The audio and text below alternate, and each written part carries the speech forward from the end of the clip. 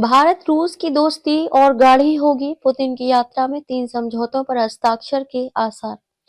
रूस के राष्ट्रपति व्लादिमीर पुतिन की भारत यात्रा की तैयारियां तेजी पर चल रही हैं।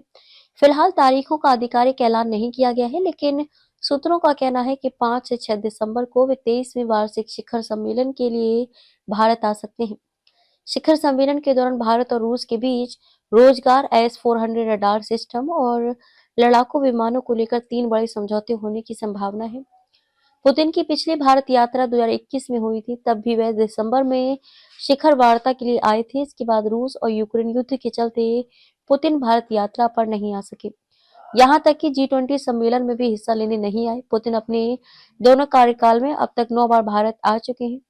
प्रधानमंत्री नरेंद्र मोदी अब तक 7 बार रूस यात्रा कर चुके हैं। पुतिन की यात्रा ऐसे वक्त में हो रही है जब अमेरिका ने रूस से तेल खरीद को लेकर भारत पर टैरिफ व जुर्माना लगा रखा है। दोनों देशों के टैरिफ से बचने के लिए रूस से तेल की खरीद घटा रहा है। इसलिए माना जा रहा है कि अमेरिका और रूस के साथ भारत रिश्तों में बैलेंस बनाकर चल रहा है।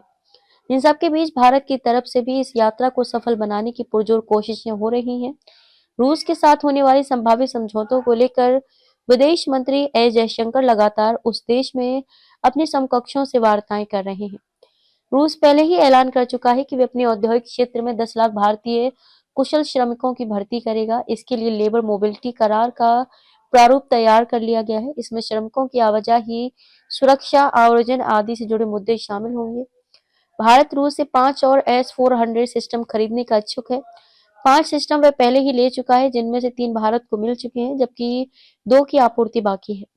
आपको बता दें कि ऑपरेशन सिंदूर में इस राडार सिस्टम ने दुश्मन के हमलों को नाकाम करने में अहम भूमिका निभाई थी। तीसरा बड़ा करार लड़ाकू विमानों के सह उत्पादन का है।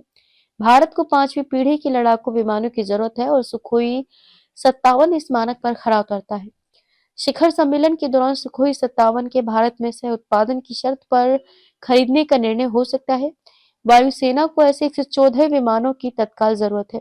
रूसी राष्ट्रपति पुतिन के भारत दौरे में रक्षा, ऊर्जा, जलवायु परिवर्तन, नवीन ऊर्जा, आपदा प्रबंधन, शिक्षा आदि क्षेत्रों में भी कई समझौते हो सकते हैं।